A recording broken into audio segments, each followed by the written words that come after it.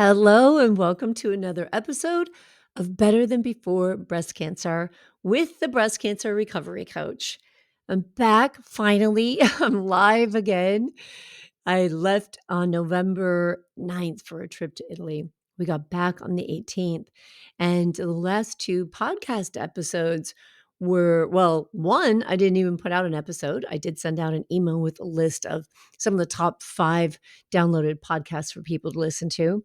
And then on our Tuesday Terrain Talk, I reposted an episode that was actually a really popular episode and really appropriate for the time of year we're in. But today I'm back and I want to talk a little bit about the decisions that I made to not do 2 brand new shows when coming back from Italy. And it wasn't a plan, wasn't part of the plan. I believed that when I got back from my vacation, I would just jump right back into things. But not only was I a little bit tired, but it was Thanksgiving week. And initially, I normally do. Thanksgiving is my holiday. I love to cook. I usually cook and have the whole family over. But this year, because we were traveling and I wanted to honor and have a little bit of space left when I got back, I decided I wasn't going to cook for Thanksgiving.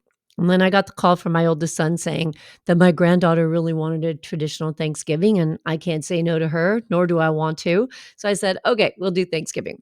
So I had Thanksgiving. And then that weekend was my 60th birthday. And we had plans on Friday night, and we did something on Saturday, and had plans all day Sunday.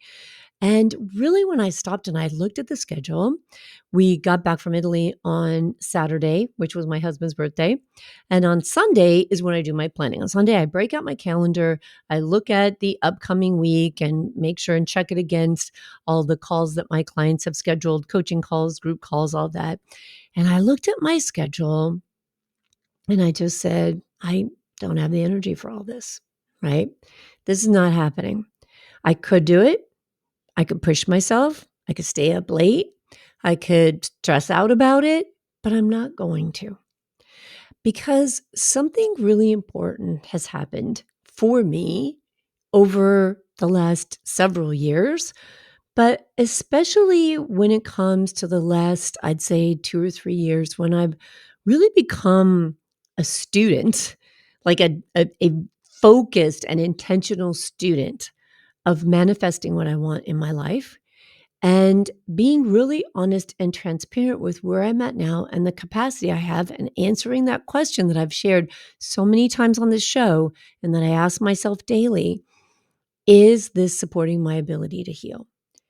And when it came to doing more things the week we got back, even though I was very inspired, I was excited to share some ideas. I was excited to share experiences. And whenever I kind of take a break and tune out from things, I get all kinds of new ideas of things that I want to do. So I was super excited about it. But I realized that in looking at my calendar, where we have 168 hours in a week, and looking at how I wanted to spend those hours to get the most value from my life and take the best care of myself, it just didn't make sense to me.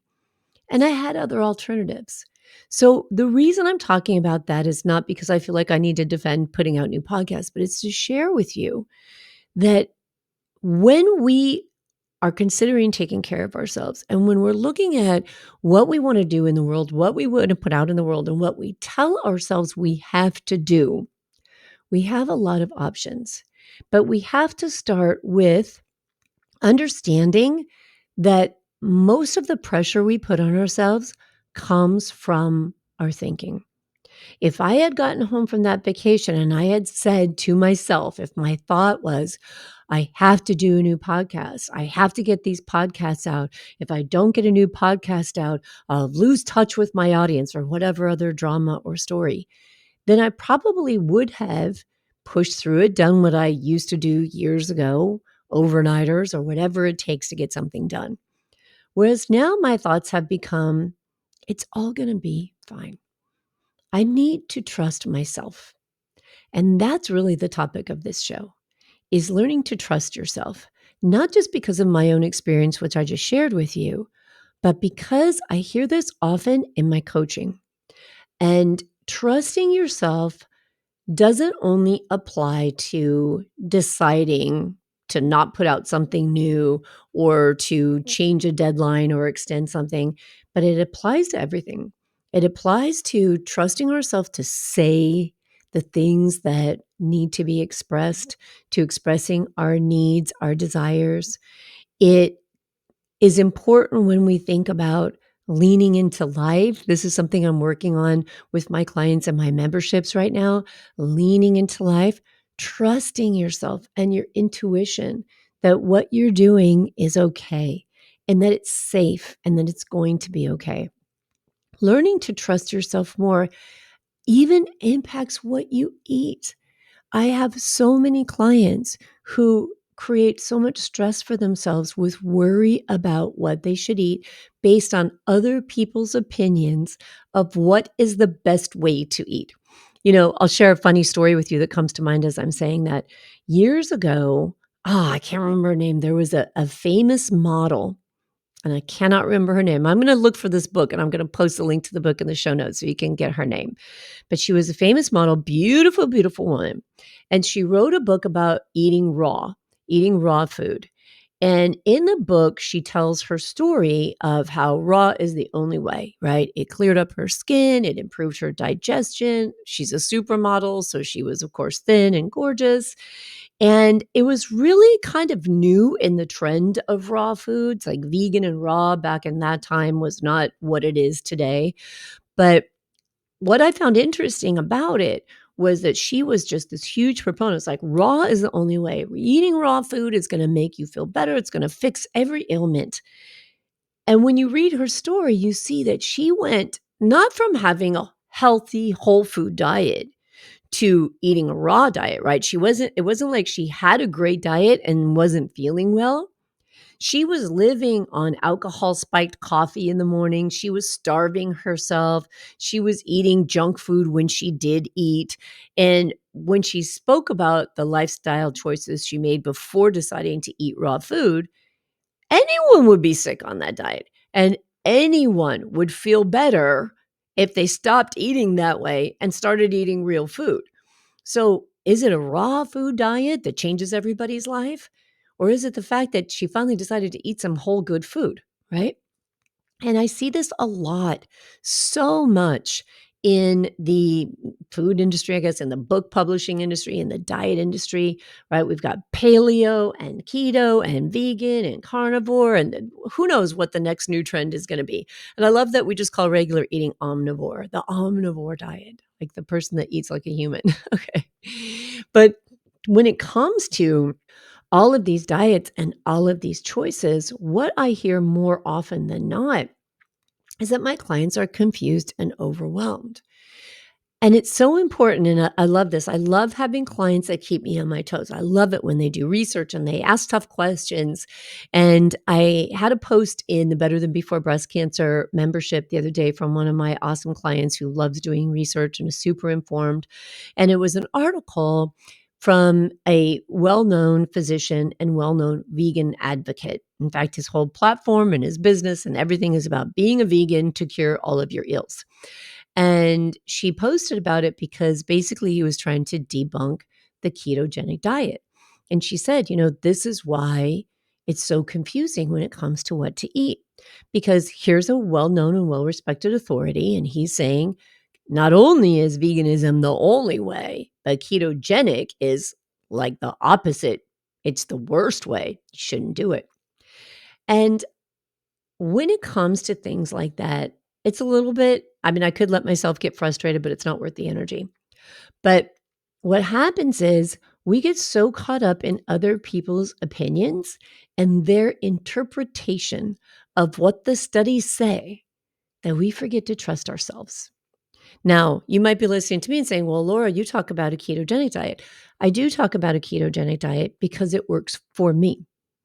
But if it didn't work for me, if I were following a ketogenic diet plan and my tumor markers were not improving and my labs were not improving, then I wouldn't talk about the benefits of a ketogenic diet because I wouldn't be experiencing the benefits.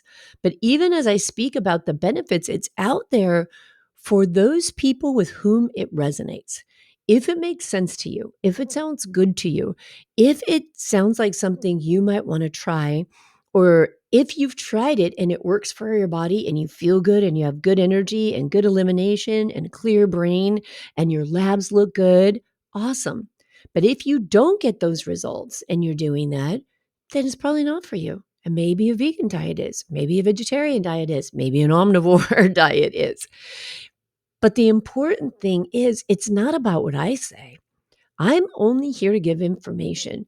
And the only information that I put out in the world is based on my own personal experience or my experience with what I see with women I work personally with, right? I'm not just going to talk about things I heard. I heard this was great. Maybe you should try it.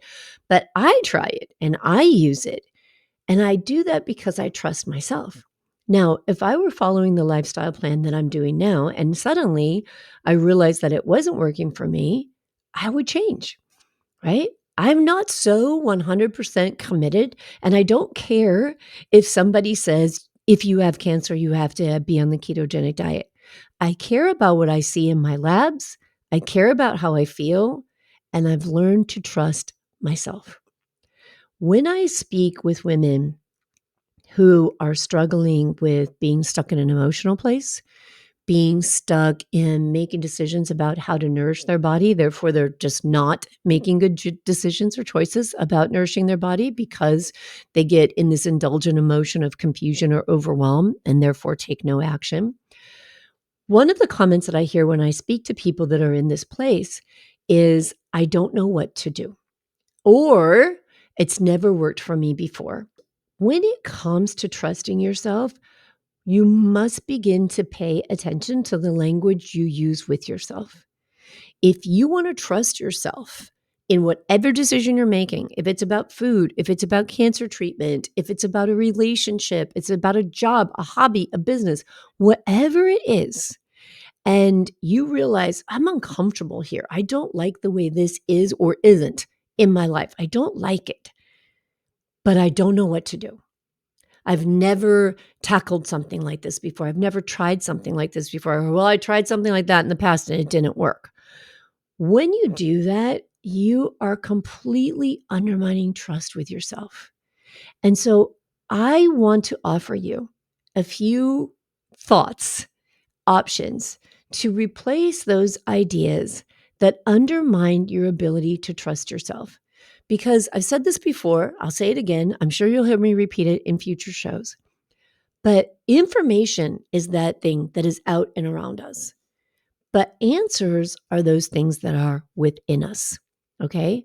So I can get information on any kind of diet, on any kind of approach to cancer. I can get information on relationships, on how to start a business, on this is the plan you have to follow in order to do it.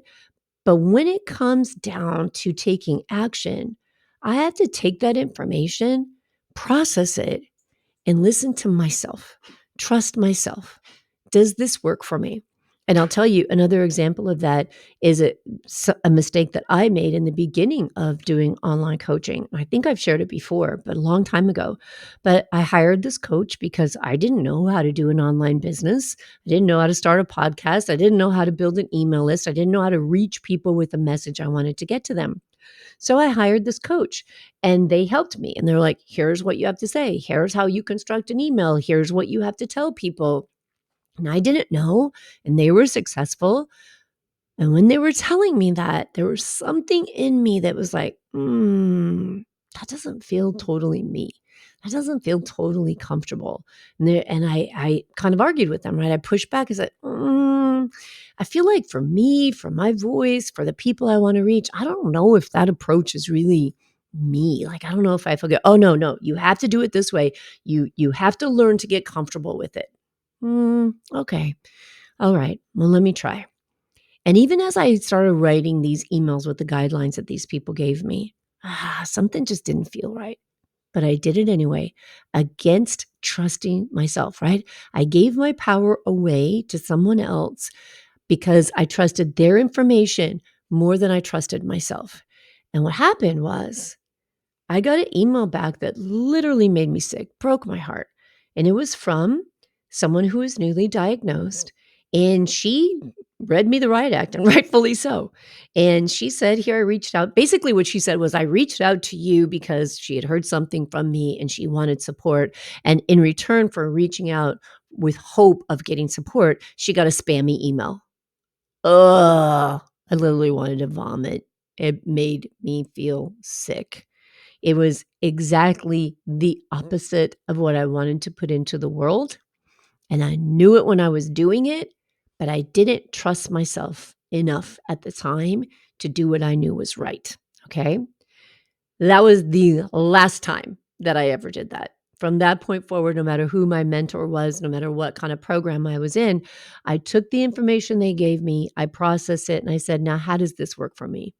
Where's my voice? How do I want to connect to people? What do I want to create to put out into the world? And I never made the mistake of doing what someone told me because they said, this is what you have to do. But we do this so often throughout our lives. And we do it because of not trusting ourselves and because of telling ourselves these stories and these thoughts of, I don't know how to do it. Right. Well, I don't know. I've never done it, or I tried something before and it didn't work. So I want to encourage a couple of mindset shifts here, and they literally will change your life. They won't stop the thought of, I don't know how to do it from coming up, but that's okay. We don't have to stop our brain from operating the way that it's operated. We just have to become aware that that's only a thought. And a thought is only as real as what you make it. It only has meaning if you assign meaning to it. So, whatever it is in your life that you're uncomfortable with, if you are living in fear every day and you don't want to live in fear and you say to yourself, but I don't know how to do something differently, here's something I want to offer you. When you notice that thought of, I don't know how, remember that undermines your trust in yourself and it completely strips you of power. It leaves you here like the person with the dunce cap in the corner. I don't know how to do it. And so then there's no options, right? Just listen to the whole energy behind that. I don't know what to do. You're stuck. You're stopped. You're waiting for someone else to tell you what to do with your life, how to choose things in your life. So I would like to offer you this. When that thought comes up, instead of telling yourself, buying into it and putting energy in, I don't know how to do that, change that thought to something more like, oh, I want to learn how to do that. Or I'm learning how to trust myself more. I'm practicing how to understand what's right for me. Do you understand how, like, when you hear that, it changes the energy of everything and it opens yourself to new ideas? But it takes that belief and that power from the external thing and it gives it back to you. So I'll share another experience I had just recently when I was in Italy.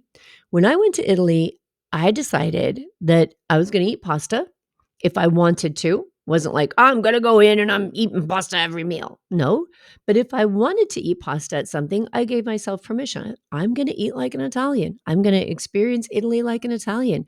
If I want a croissant, I'm going to have a croissant. And that decision is one thing. But bigger than that, I decided that I would experience this vacation in the way I wanted to experience it without fear and without guilt. That's the big part because I decided I trust myself to know what's okay for me and what's not.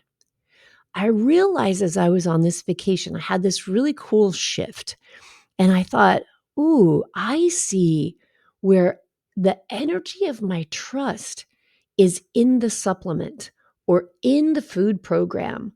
And I'm thinking, I trust this to support my healing, right? I trust that to support my healing. And when I realized that, I thought, oh my gosh, I'm putting my trust in external things. And therefore, I'm not building and growing and tuning into my own power. And so I changed that to, I trust myself to do what's right for me. I trust myself to take all the information, to tune into this beautiful body that's my partner in life, to love on it, and to trust myself when it comes to making decisions for my life and my health and my happiness. If my decision is to take that supplement, it's not because I trust the supplement, it's because I trust me, then I'm doing the right thing by making that choice. If I decide to eat the croissant, it's not because I'm trusting that the croissant won't give me cancer. It's because I trust that I know how to balance my life. I believe in myself. I trust in myself that I have the power to seek balance, that I have the power to change, that my body is fluid and adaptable and making changes. And I trust myself not to live in fear of making choices that may not follow a plan that someone said to me, you got to follow that plan 100%. And that was a really eye opening shift for me because it's an incredible feeling of safety that I have now. And it does not by any means mean that I don't trust the program that I'm following, that I'm going to deviate from it, that I'm not going to be diligent in being aware of how my body's feeling and what's going on. But it's that I made a decision that I can trust me.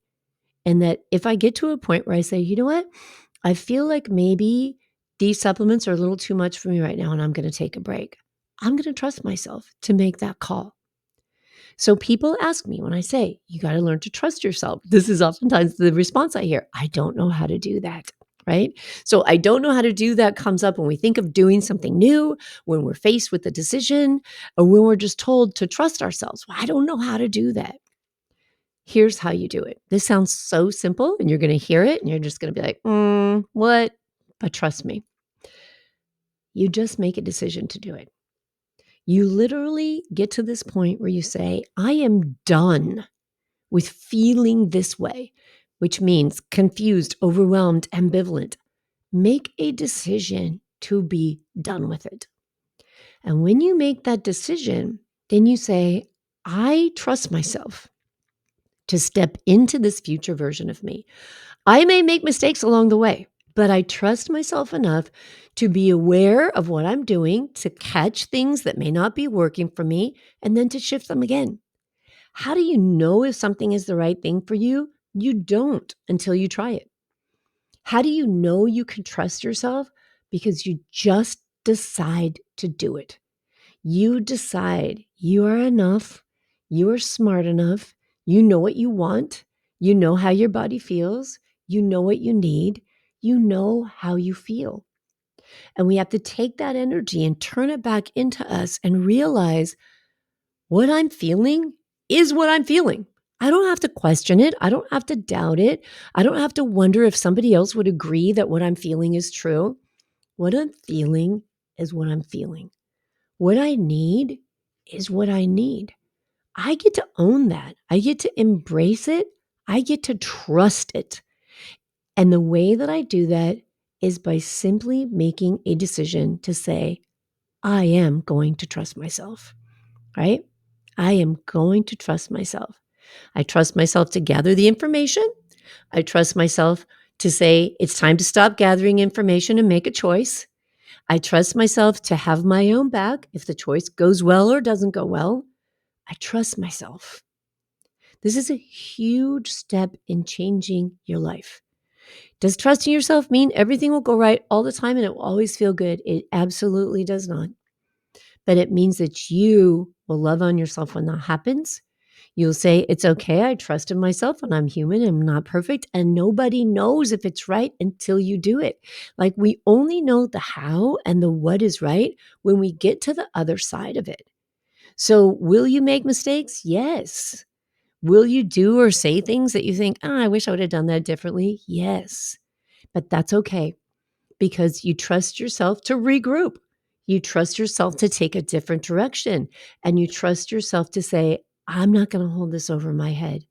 I decided to try. I tried. It didn't work for me. I'm going to try something else. But when we go back to one of my previous statements that I tried that before and it didn't work. Well, what did you learn from the time it didn't work? How could you do it a little bit differently? And when did you try it last? Have you learned something since then? Wouldn't your approach be different now? We've got to stop living in the past. We want to stop judging and creating life based on the past. And we want to step into the trust and belief in ourselves so that we can manifest the life we want and lean in to that future version of life and that future version of us with trust and love and respect. All right. I hope that helps you, my friends. I hope you can keep your mind open to the idea, what if this could be better? What if I did trust myself? There's a thought download for you. Put that at the top of the page. What would be different in my life if I trusted myself? How could this be easier? Something beautiful to explore, and I highly encourage you to do it. And until you learn to trust yourself like that, I will hold this space for you because I want to trust you even more than you trust yourself. I believe and know that you know the things that are right for you in this life. All right, my friends. I will talk to you again soon. It's good to be back. And if you want to work with me, dig deeper into this work, you like what you hear on the podcast, come and find me and join me in the Better Than Before Breast Cancer Life Coaching membership. You can get all the details on my website, thebreastcancerrecoverycoach.com/life coaching, or just click on coaching and programs up at the top of the website page. There's no doubt in my mind. Do I trust myself to know that I can support you in creating the life you want? 110%. All right. Take care of yourself, and I'll talk to you again soon.